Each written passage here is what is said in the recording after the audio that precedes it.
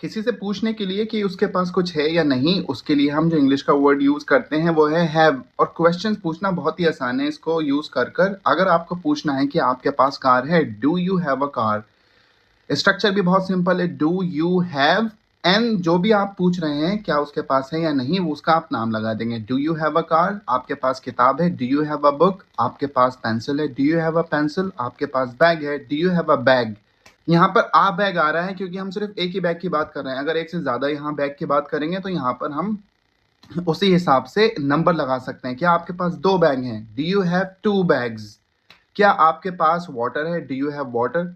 क्या आपके पास पैसे हैं, डू यू हैव मनी। तो इस तरीके से हम पूछ सकते हैं डू यू हैव और उस चीज का नाम। जितनी ज्यादा आपको चीजों का नाम मालूम होगा उतने ज्यादा आप क्वेश्चन पूछ सकते हैं। और जवाब देने के लिए भी बहुत आसान है। अगर आपको जवाब देना है, आई हैव और उस चीज का नाम, आई डोंट हैव और उस चीज का नाम। For example, do you have money, I have money, I don't have money. Do you have a car, I have a car, I don't have a car. ये तो आप सामने वाले से बात करते हुए पूछ सकते हैं। अगर आप किसी तीसरे इंसान के बारे में बात कर रहे हैं तो कैसे पूछेंगे, वो भी बहुत आसान है। यहाँ पर क्वेश्चन स्टार्ट होगा, does she have a car, does she have a car. याद रखें, अगर आपका आंसर पॉजिटिव है तो आप हैव को हैज में चेंज करेंगे। शी हैज अ कार, और नेगेटिव में हैव ही रहेगा। She does not have a car, she does not have a car. कुछ और एग्जांपल ले लेते हैं। क्या उसके पास टाइम है, does she have time, she has time, she doesn't have time. क्या उसके पास कार है, does he have a car, he has a car, he doesn't have a car. क्या उसके पास घर है, does he have a house, he has a house, he doesn't have a house. मैं उम्मीद करता हूं आप लोगों को